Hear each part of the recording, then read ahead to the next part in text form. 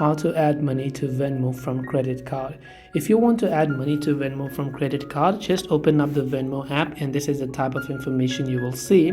Log into your account, tap on the Me option from the bottom right of the screen, then simply go to the Wallet option from the top left.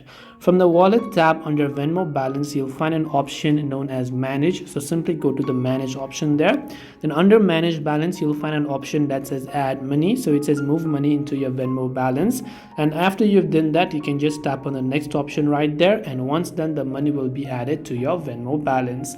This way you'll be able to add money to your Venmo balance. I hope that this video helped you. If you have got any questions, feel free to leave them down in the comment section. Thank you for watching till the very end of this tutorial, and as always, see you soon in our next video.